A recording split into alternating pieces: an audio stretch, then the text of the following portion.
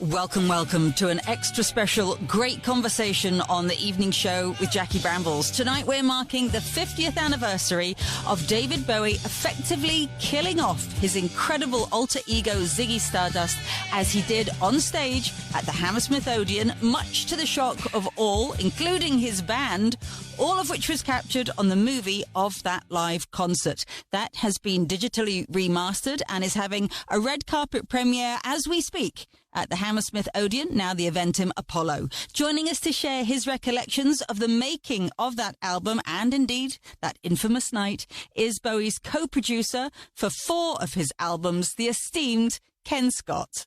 Hello, Ken. Hi there, Jackie. How are you? Oh, it's a pleasure to talk to you. It's good to talk to you. And you've got kind of a blurred background, but I can certainly make out a few gold discs yeah. on the back of your wall there. I managed to get a couple over the years.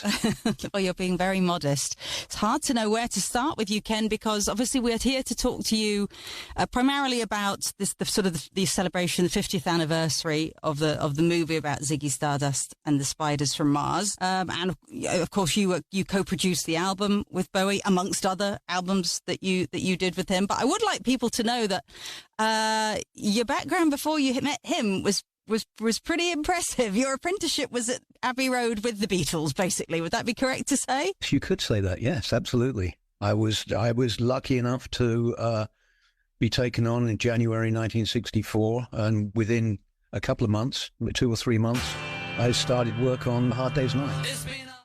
Tough gig there, Ken. Oh, very. What a bunch of losers to end up with on your first. I know. But I managed to up the game from there, so... You managed to, yeah. My goodness, talk about setting the bar high when you first started out. What was the leap then from engineering to being a producer? What was the first one? Was it Bowie?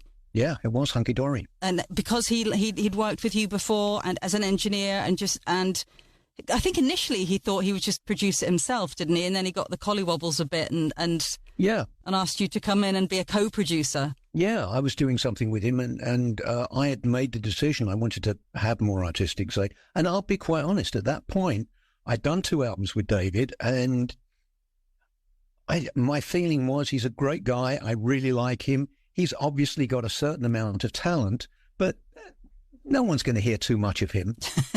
So I thought, finally, it's not starting off with the biggest band in the world, sort of jumping straight into the fire. Yeah. Here's someone that I can actually make mistakes with and no one will ever hear. It was a couple of weeks after we were working together, and in one of the many tea breaks, I happened to say to him about how I wanted to move into production.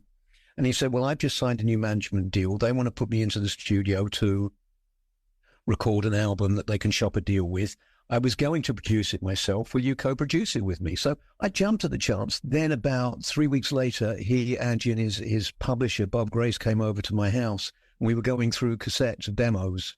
And I think it was probably about the 2nd or 3rd song in, I suddenly realized there was a hell of a lot more to Mr. Bowie than I'd actually realized up to that point. And it was, here I go again. And I think for both of us, when we first set foot in the studio to do Hunky Dory, there was a lot of trepidation from both of us. We neither of us had really produced before, so we were learning as we went along. And the great thing was that we would start to do things, and they were working, and that gave us more confidence. So we'd push the envelope a bit more and gain a bit more confidence when it worked. And so, yeah, it was once again, it was an incredible learning experience working with David. I know that we're here to talk about Ziggy primarily, which we will, but I can't not ask you, because it's one of my favourites. I've got the lyrics framed in my house. It's played endlessly on Greatest Hits Radio, about life on Mars. Can you speak, just give us your recollections of recording that and coming up with that with David? I did 4 albums as co-producer with him, and 90 to 95% of the vocals on those albums are first take, beginning to end, no auto-tune, no moving around, no nothing. What he performed that one time through is what we're still hearing today. So he liked to do things quickly, and I always remembered the Life on Mars was relatively quick until I got to listen to the multi-tracks, and Rick Wakeman was having a heyday of messing around. And we actually got up to take 21 without ever doing a full take. It was just Rick was messing around, and then finally we got it. Probably about take 22 or take 23. We got the final master, and wow. Then of course there's the classic ending to it, which everyone wonders about, of the phone going off and the piano coming back in and all of that. That's why. Then. And that was just one of those things that on one of the earlier takes that we did do a complete one of. Right, it was really going well, and then there was a public call, a public phone in the toilet just off the studio, and someone decided to call in right in the wrong moment. It got picked up, so I had to stop the take. Well, I went back to the beginning of the reel, and we started to record again, and we got the master take.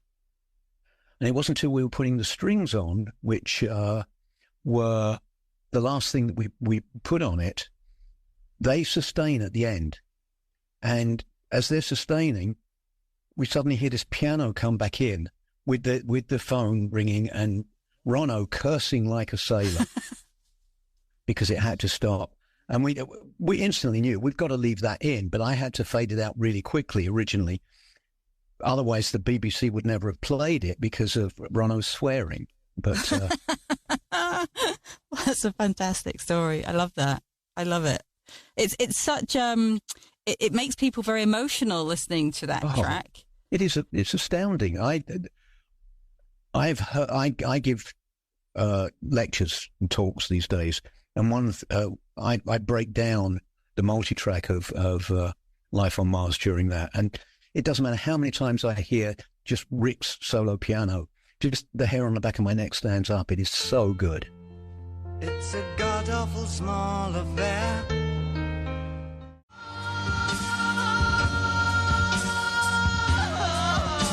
And literally a month after you'd finished recording Hunky Dory, you got a call from Bowie that he wants you to go back into the studio with him to co-produce the next album, which would turn out to be The Rise and Fall of Ziggy Stardust and the Spiders from Mars, right? He said, we're going to record another album. I said, you've got to be joking. He said, no, they want another album to finalise the deal. I said, okay. And he said, but I don't think you're going to like this because it's a bit more rock and roll. It's going to be a bit more, and I can't remember if he said Iggy Pop or Velvet Underground, but I didn't know who either of them were at that particular time, so it didn't mean much to me. Right. But it was just, the whole thing was just a little harder than Hunky Dory. Not to record, it was just the band were giving more. I changed very slightly the sounds that we were getting and all of that, and it did give it a more of a rock and roll sound, be it a very glam rock and rock sound. Do you consider Ken Ziggy Stardust, as is often said by some, to be a concept album? The whole thing of a concept album, Ziggy was never meant to be a concept album. There are a few songs that should need to be together. There are very strong, maybe 4 songs that are very strongly related to Ziggy, but there are some that really have nothing to do with it. You take It Ain't Easy. That was just a leftover track from Hunky Dory. So that really had nothing to do with the concept.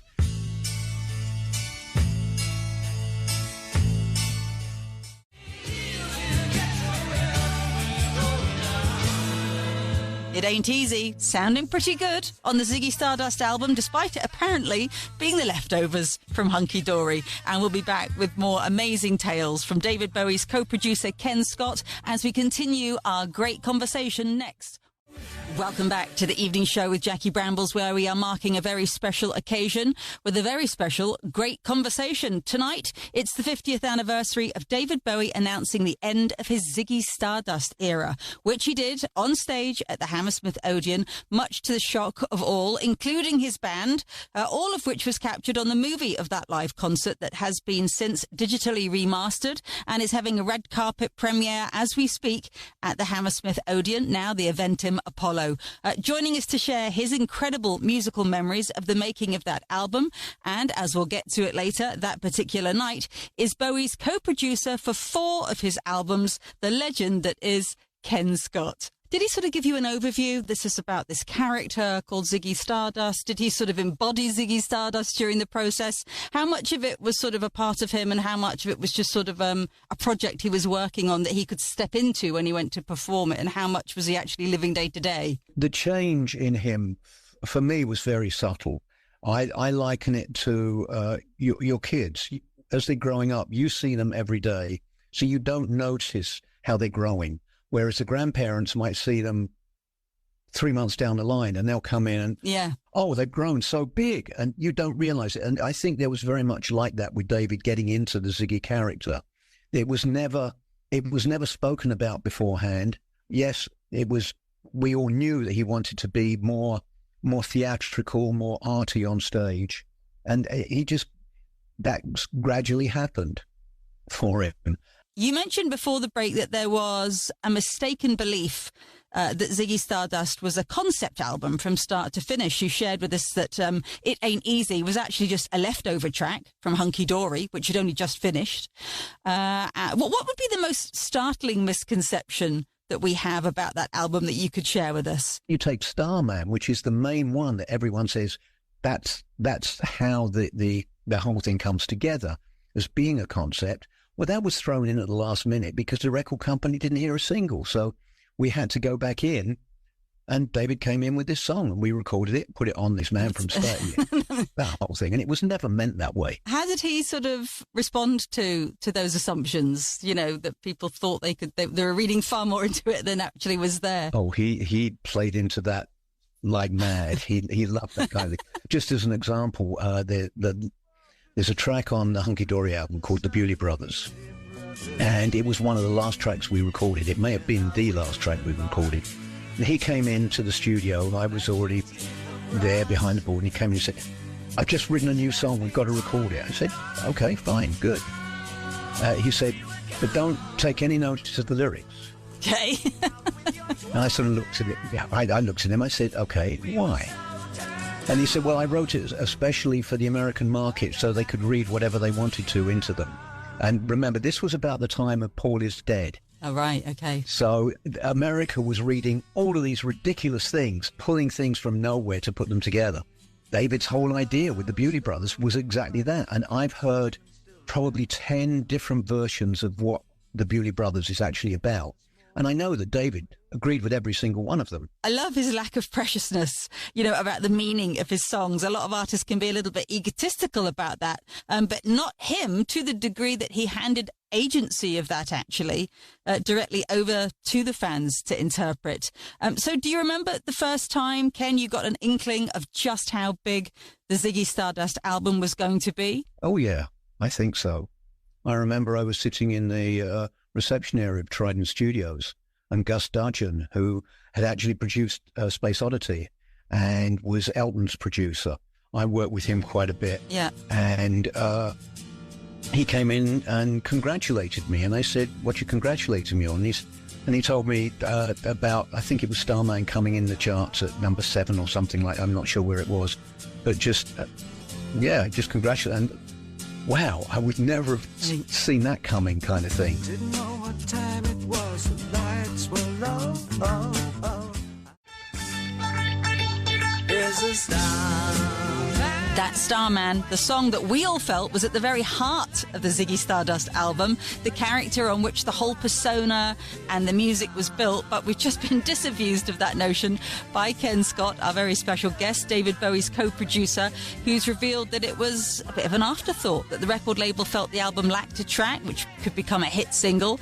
So Bowie very hurriedly had to go away and come up with something suitable. And boy, did he deliver big time, as Starman was released ahead of the album. And as you said, Ken, did very, very well in the charts. And I'm sure also helped along by the fact that the stonking Suffragette City was the B-side. What are your memories of making that track with him? Going back to David liking to, agreeing to things that aren't necessarily correct. I heard an interview with him on American radio where they were talking about the blaring baritone saxes on that David played. And he agreed wholeheartedly that he had played the baritone saxes, except it turns out that the baritone saxes are actually an ARP synthesizer, which we knew at the end of the recording we needed something extra in there just to fill it out. And the studio happened to have one of these synthesizers. So I got a couple of the guys to go up and bring it down. We set it up. I messed around with it and got some sounds on it. Ronno played it, and that's the blaring baritone sax. That's so funny. I love the way he plays along with whatever people want to think. Oh, yeah. Oh, yes. He loved all of that kind of thing.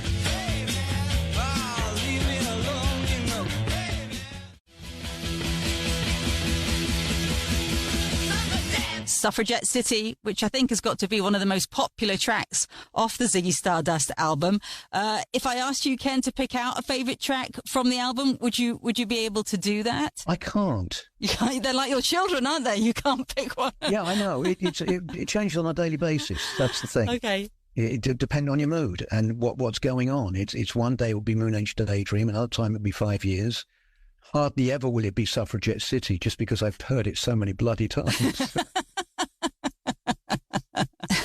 Okay, well, let me ask you about those two other tracks you have just mentioned then, starting with Moonage Daydream. Oh, one of my favourites. The one time David was insistent about what he was after was the solo on that, which is a baritone and a recorder playing the same line, the recorder being a couple of octaves above that. That came from the B-side. There was an old song called Alley Oop back in the very early 60s, an American band. I can't remember the name of the band, but they had this hit with Alley Oop, and the B-side was Sure Know Enough About Love. And on it, there's a line played by baritone and flute in exactly the same way. And David, that's what I want for the solo. So we had to try and get close to that. With David playing I think David played both the bari and the recorder. I'm an alligator. I'm a mama, papa.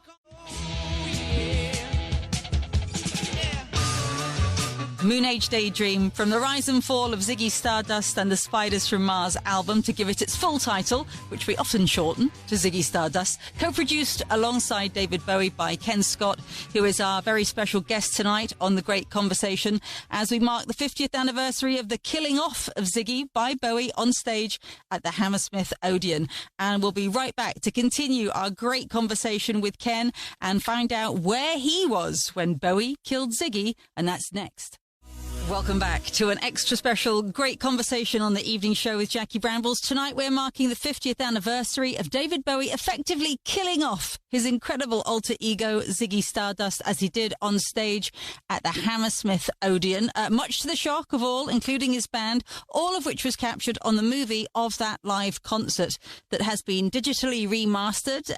You can go and see it around the country at various cinemas. It's having a red carpet premiere as we speak at the Hammersmith Odeon, now the Eventim Apollo.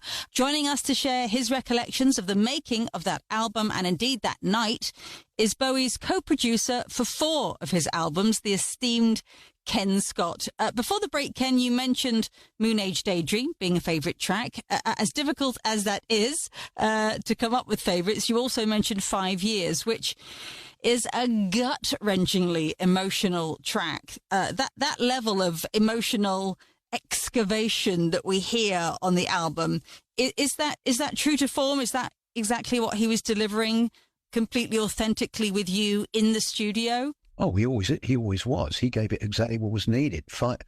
Another thing that I do on my talks is I play the end of 5 Years, and the way I do it, I have the full mix coming into the end, and I fade out everything except for one acoustic guitar and David's vocals, so that people can actually hear perfectly how he's performing.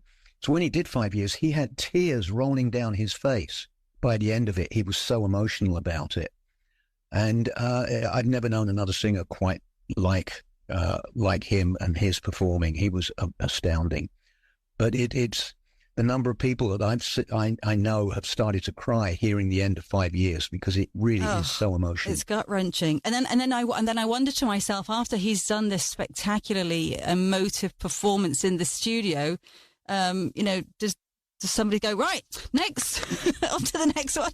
Oh, yeah. or do you all have to sort of have a rest and a break and gather yourselves? And apparently that right up to the end, I had the pleasure of meeting the engineer that recorded the last couple of albums with him. just recently, and we were talking about David's performance in the studio, and he said it was astounding, right towards the end there. Like, we'd be chatting away in the control room, and he said, "Okay, let's go do the vocal." He'd go out there, and he would give a perfect performance, and then he'd come back in and just, "Okay, that's that one done." Okay, and they continue the conversation again. He was the ultimate performer in the studio. Pushing through the market square.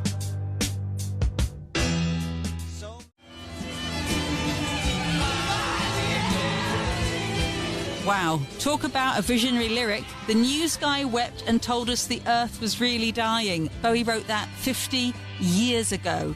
And once he had those incredible songs written, Ken, when he brought them to you into the studio, how collaborative was he? Did he sort of come in and he had a very strong idea of what he wanted to do, or was he fairly open? David, one of David's talents, which he has many, or had many, one of them was finding the right team to give him exactly what he wanted without having to direct them every minute. He didn't particularly like to micromanage. And so putting together the band of Woody Woodmansey, Trevor Bolder, Mick Ronson, Ronno, and Rick Wakeman, and then me upstairs, he could just concentrate on what he had to concentrate on, knowing that everyone else was going to give him exactly what he wanted without him having to say. Yeah. So no, he was never dictatorial. He never came in and it's got to be this way. It was fairly open, but it was open because he knew what he would get from these particular musicians and from me. Those musicians, having recorded what turned out to be a hugely popular album, followed by a very successful and extensive global tour, apparently had no idea what was in store for them on the last night of the tour, which ended 50 years ago tonight at the then Hammersmith Odeon. But before we get to that part of the legend of Ziggy, let's talk about the movie that captured that night, that's being premiered this evening, having been remastered and recut to feature absolutely everything that happened. All the edits that were taken out have been put back in.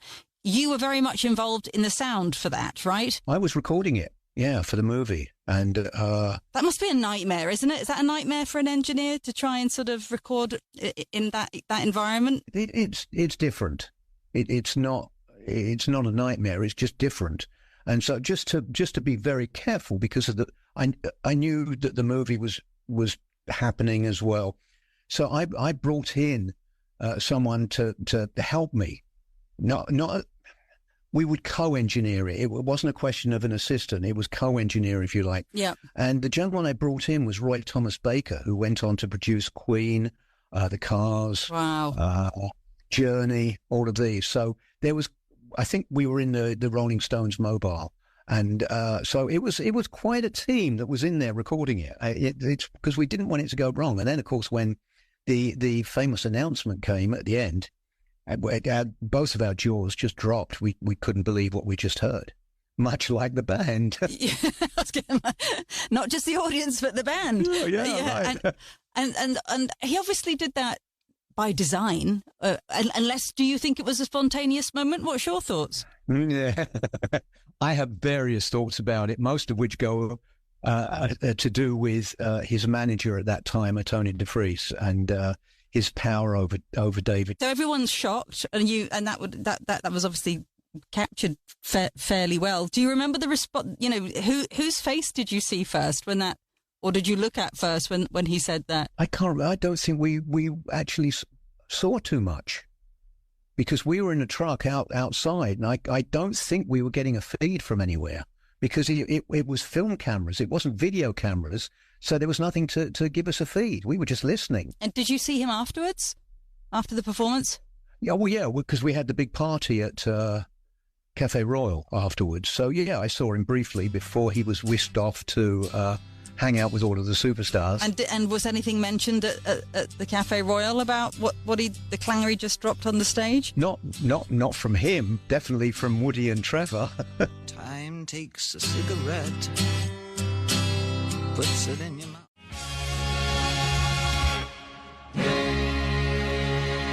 You're in a very unique position, Ken, for lots of different reasons. But you have worked with so many wonderful musicians who are no longer here. Yeah, tell me about it. Let's start first and foremost with David Bowie. Did you have a sort of a continuing relationship with him over the years? Did you see much of him or hear much of him? No, from time to time. It became very difficult because there were a lot of legal things going on, which, because of his manager, Tony DeFries, who he eventually finished up suing as well. But there were so many legal things going on, it just got ridiculous. And so we lost track of each other, kind of thing. Then I was working on a Duran Duran album, the Thank You album. And originally there was going to be one of his songs on it. Right. And I know that Nick was trying to get him in to play or sing on it. And I walk into my apartment in Los Angeles, and this was before cell phones and all of that. The light was blinking on my answering machine. So I went and hit the button, and it was one David Bowie asking if he'd got the right number. Could I give him a call back? And he wanted to talk to me about that. And from then on, we had minor conversations. I went and saw him a couple of times play live. I would always email him on his birthday, just basically to remind him that he was 4 months older than me. And he would always return the email very quickly. And that last time, I sent the email and he didn't respond. And I thought, that's strange. Yeah. Oh, well, I guess he's forgotten me, kind of thing. And then, of course, I get the word of what happened. Yeah, I was shocking. I mean, I guess on the one hand, he wasn't prematurely taken through sex, drugs, rock and roll, which unfortunately so many are. Yeah. But again, still very young to lose. Where were you when you heard the news? When I heard the news, I was in bed because my wife were in bed sleeping. The phone downstairs started to ring, and it woke us up. And it was, who the hell is it? I think this was like 6 o'clock in the morning, something like that. Right. And we just ignored it. It rang again. We ignored it. It rang again. And this time my wife got up and went down. And it was a friend of ours that worked for a radio station. I can't remember which one. Saying, would Ken do an interview? My wife said, what the hell are you talking about? Why would he want to do an interview at 6 o'clock in the morning? Yeah. She said, oh, you haven't heard the news. That's how we found out. That's not the best way. No, I know. But look, I said, yeah.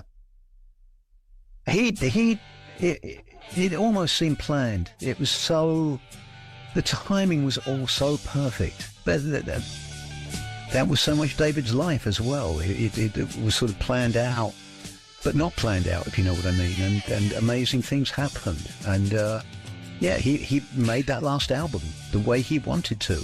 Just right up to the end, he was going at it. It was amazing. Ziggy played guitar, jamming good.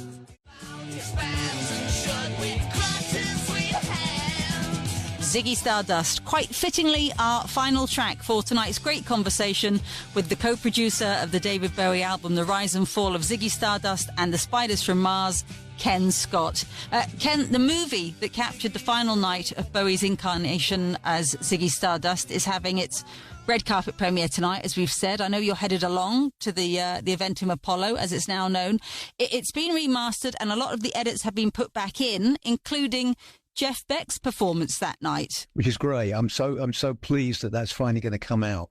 That Jeff, I don't know. I've heard various stories about why it wasn't used originally. Everything from he didn't like the trousers he was wearing, to he didn't like his hair, to the deal was never done that it was going to be filmed. Right. So.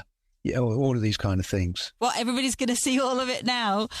What do you hope then, Ken, that people get from watching the film? What I hope is that some of the people that came to David later on in his life, later on in his catalogue, and don't really know where he started from, by watching this movie, they'll start to see where he came from and maybe follow through from the start to find the whole trajectory of his career, because it was remarkable, completely unlike anyone else I can think of. Ken, it's been an absolute pleasure, and I would love to get you back sometime if that's okay with you. Absolutely. You know how to reach me. Thank you, Ken. All the very best. Welcome. Cheers. Cheers now. Bye-bye. Bye, Jackie. Ken Scott We haven't even scratched the surface of all of his stories. He's got a book, if you'd like to find out more. It's called From Abbey Road to Ziggy Stardust. And the movie Ziggy Stardust and the Spiders from Mars, the motion picture, is in cinemas all around the country. I hope you loved that hour as much as I certainly did.